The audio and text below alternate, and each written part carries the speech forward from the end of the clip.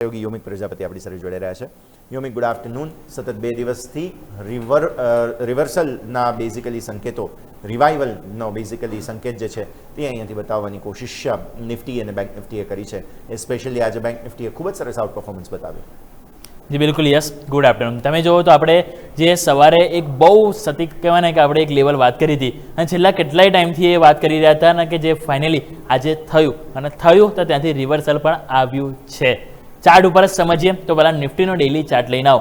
ત્યાં હું તમને યાદ છે સવારે મેં એક વસ્તુ હાઇલાઇટ કરી હતું. તમે જો આ જે ગેપ તમે જોઈ રહ્યા છો બોક્સ, તમને મેં સવારે કીધું હતું આ જે ગેપ છે અને એ ગેપનું જે લેવલ હતું 23,160 કે જે આપણે વાત કરી હતી, રાઈટ. અને આજનો લો તમે જુઓ એક્ઝેક્ટલી તમે જોશો ને તો એ ગેપ પૂરો તમારો થયો અને ત્યાંથી જ તમે માર્કેટમાં રિકવરી બતાવી. અહીંયા પણ નીચે આવ્યા હતા પરંતુ ગેપ રહી ગયો હતો. ઉપર તેજી આવી, પાછા તમે નીચે આવ્યા. ગઈકાલે તમે જુઓ એ ગેપ થોડા માટે છોડી દીધો, પછી આજે ફરી ઘટાડો આવ્યો અને એ ઘટાડામાં તમે આજે એ રિકવરી બહુ સરસ આપી છે. તો અહીંયા સારું એમ કહેવાય કે આપણે એક્ઝેક્ટલી જે 23,160નું લેવલ છે ત્યાં પહોંચી ગયા અને ગેપ પૂરો થઈ ગયો. એટલે એટલીસ્ટ એ ચિંતા દૂર થઈ ગઈ કે આપણે કે ડેઇલી ચાર્ટમાં ગેપ હતો કે હવે એ નથી. એ સારી વસ્તુ છે.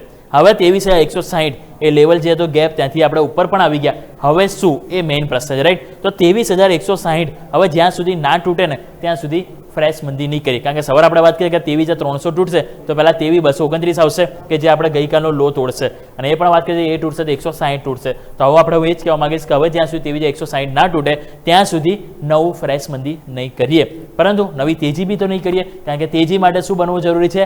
હાયર હાઈ ફોર્મેશન બનવું જરૂરી છે. અને હાયર હાઈ ફોર્મેશન તમે જુઓ તો આપણને છેલ્લા 3-4 ટ્રેડિંગ સેશનથી આપણે લોઅર લો બનાવી રહ્યા છે અને લોઅર હાઈ બનાવી રહ્યા છે. એટલે અહીંયા જરૂરી છે કે હાયર હાઈ બનવો અને હાયર હાઈ માટે આપણે 23,550નું લેવલ છે આ ક્રોસ થવું જરૂરી છે. જો 23,550નું લેવલ આપણે ક્રોસ કરીને એમાં પણ જો ડેઇલી કેન્ડલમાં આપણે ક્લોઝ આપી દીધું ને તો સમજીશું કે આ તમારું એક સરસ બોટમ બની ગયો અને અહીંયાથી પછી યુ ટર્ન માર્કેટ આપણને લેતું જોવા મળશે. સો ઉપર નવી તેજી માટે 23,550નું લેવલ છે એને આપણે ફોકસ કરીશું અને નીચે હવે ફ્રેશ સેલિંગ આપણે મંદી 23,160 23,150 જ્યાંનો લો છે એની નીચે જાય તો જ આપણે વિચાર કરીશું.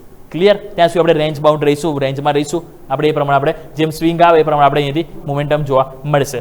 વાત કરીએ 15 મિનિટ. 15 મિનિટમાં તમે જુઓ તો એ તમને દેખાશે કે જે રીતે આપણે વાત કરી રહ્યા હતા. તમે જુઓ આ જે ઘટાડો આવ્યો એક્ઝેક્ટલી એ ગેપ પૂરો થઈ ગયો તમારો અને ત્યાંથી તમે યુ ટર્ન આવી. પરંતુ યુ ટર્નમાં આપણે જોઈતું શું? અહીંયા હાયર ક્રોસ થવું જરૂરી છે. અહીંયા હાયર હાઈ ક્રોસ હશે તો ક્યાંક ને ક્યાંક પછી અહીંયા આપણને એક ડબલ્યુ પેટર્ન જેવું આપણને એક કહેવાય ને ડબલ બોટમ જેવું ફોર્મેશન આપણને અહીંયા બનતું જોવા મળશે. તો 23,550 છે. હવે નવી તેજી માટે અહીંયા આપણે ફોકસ કરીશું. જો એની ઉપર ટકી ગયા તો પછી 23,800 તરફની આપણને જે મોમેન્ટમ છે આજે ડબલ બોટમ બન્યા બાદ એક ડબલ્યુ પેટર્ન રિકવરી આપણને જોવા મળશે.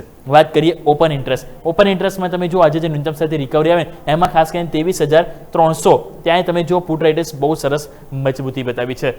સવારે એક ટાઈમે કોલ રાઇટર્સ હેવી થઈ ગયા હતા પરંતુ જે ન્યૂનતમ શરતી જે ખરીદારી આવી એમાં 33 લાખ નવા એડિશન થયા. નવા કમ્પેરેટિવલી કોલ રાઇટર્સ કરતાં પુટ રાઇટર્સ થોડાક સ્લાઇડ વધારે બેટર પરફોર્મ કરી રહ્યા છે. પરંતુ અહીંયા અવરોધ ક્યાં છે? તો અવરોધ છે તમારો 23,500 ઉપર. કેટલા છે? 81 લાખ. આજે નવું એડિશન કેટલું? 31 લાખ. અને અહીંયા સારી વસ્તુ એ જ નથી કે 23,500 પર પુટ રાઇટર્સ કોન્ફિડન્સ નહીં બતાવ્યા. તમે જો ઇવન આજે સ્ક્વેર ઓફ થયા છે. એટલા માટે ચલો અહીંયા તો આપણે કોન્ફિડન્સ બતાવે છે પરંતુ કોન્ફિડન્સ જોઈએ છે હવે 23,500 ઉપર. એ કોન્ફિડન્સ આવશે તો તમને કન્ફર્મેશન પણ મળશે, ડેઇલી કેન્ડલમાં હાયર હાઈ પણ મળશે અને તમે 10 ડે મને ટચ પણ કરશો. એટલા માટે હવે 23,500 550નું લેવલ છે જે બહુ ઇમ્પોર્ટન્ટ રહેશે નવી તેજી માટે. અને બાકી નવી મંદી માટે 23,150 જ્યાંનો લો છે બસ એને લઈને ચાલીશું. જ્યાં સુધી ના તૂટે મંદી નહીં કરીએ. પરંતુ આવો વાત કરીએ બેંક નિફ્ટી. વખાણ કરવા જોઈએ. જો આજનો નિફ્ટીનો જે ઘટાડો છે ને એનું કોઈને જો આપણે વિલન તરીકે માનવું હોય તો આઈટી સેક્ટર. અને આજની જે તેજી છે ને એનું પણ જો કોઈને થેન્ક્સ કહેવું હોય તો આઈટી સેક્ટરને. કારણ કે આપણને ખ્યાલ છે કે આઈટી બેંક ઓલવેઝ રિવર્સલ ચાલતા હોય છે. સવારે જ્યારે માર્કેટમાં ઘટાડો હતો ત્યારે શું હતું? બેંક અને આઈટી બંને પડ્યા હતા. પરંતુ આઈટી જ્યારે ઘટતા હોય ત્યારે સ્વાભાવિક છે કે રિવર્સલ બેંક નિફ્ટીમાં આવતું હોય છે અને અહીંયા આપણને ચાર્ટ ઉપર જોવા મળી રહ્યું છે.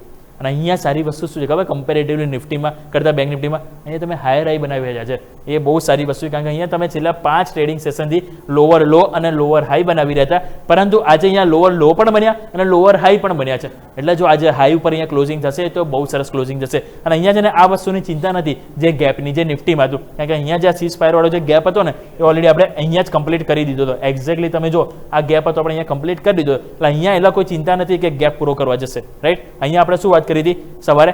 53,200 થી 53,000 આપણે કાલે પણ વાત કરતા કે એની અંદર આવે તો એક બાઇંગ જોવા મળશે, ગઈકાલે ત્યાંથી રિવર્સલ. આજે તમે જો લો કેલો બન્યો તો આપણને જોવા મળશે 53,027. એક્ઝેક્ટલી આની નજીક આવ્યા અને ત્યાંથી તમને ખરીદારી આવી છે. પરંતુ હવે તેજી આવી, હાયર હાઈ ફોર્મેશન બની ગયું, એ વસ્તુ સારી છે. હવે સેકન્ડ કન્ફર્મેશન માટે શું છે, 10 ડેમાં તમારે ટચ કરવું જરૂર છે. જે લેવલ આવે છે 54,100, એટલે 54,000 થી 54,100 કે જે રેઝિસ્ટન્સ એરિયા છે. ગઈકાલે ત્યાંથી નીચે આવે છે, ગઈકાલનો હાઈ કિલો જો 53,935, આજનો હાઈ કિલો છે 53,951, એટલે 54,000 લેવલ છે જે ક્રોસ થોડુંક નથી થઈ રહ્યું. તો એ લેવલ છે કન્ફર્મેશન માટે. જેમ નિફ્ટીમાં 23,500 છે એ રીતે બેંક નિફ્ટી માટે હવે 54,000 54,100 લેવલ છે.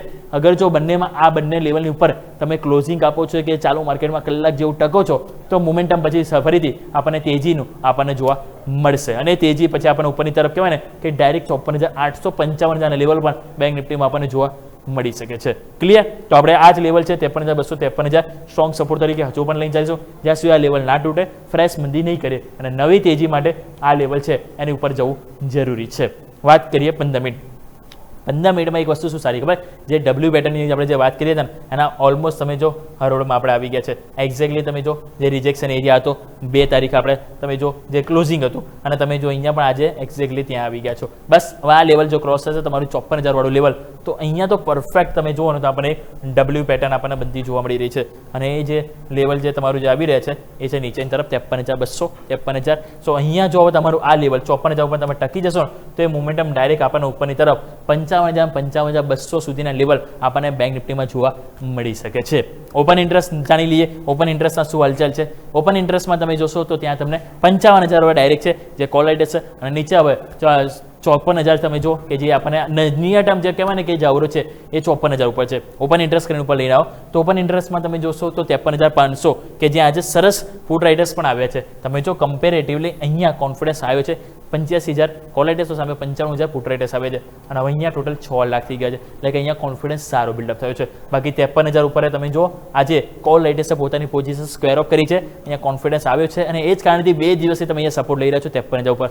53,500 તમારું મેક ઓર બ્રેક લેવલ કામ કર્યું છે. પરંતુ આજે જે રીતે કોન્ફિડન્સ બતાવ્યો છે, જે કોન્ફિડન્સ અહીંયાથી બરકરાર રહેશે તો આપણને ઉપરની તરફ 54,000 લેવલ છે એને આપણે ક્રોસ કરવામાં મદદ કરશે. અને એ ક્રોસ કર્યું તો બીજા 1,000 પોઈન્ટની તેજી આપણને અહીંથી ઓપન થતી જોવા મળી શકે છે. બાકી આજે આરબીઆઈમાં મોનેટરી પોલિસીની બેઠક શરૂઆત થઈ ગઈ છે તો સ્વાભાવિક છે કે એનું પણ આપણને ગુરુવાર આઉટપુટ આવશે, એટલે ત્યાં પણ આપણને મોમેન્ટમ બેંક નિફ્ટીની જોવા મળવાની છે. પરંતુ દર્શક મિત્રો આપણે જેમ વાત કરી 53,000 53,200 બેંક નિફ્ટી માટે સપોર્ટ, 23,150 એ આપણે વાત કરી નિફ્ટી માટે સપોર્ટ. હવે આ સપોર્ટ જ્યાં સુધી ના તૂટે નવી મંદી નહીં કરીએ અને નવી તેજી માટે નિફ્ટીમાં 23,500 બેંક નિફ્ટીમાં 54,000 લેવલ, આ 2 લેવલ જો ક્રોસ ઓવર થાય છે, ક્લોઝિંગ મળે છે અને ઉપર કન્ફર્મેશન મળે છે તો ઉપર નવી તેજી ફરીથી આપણને જોવા મળી શકે છે.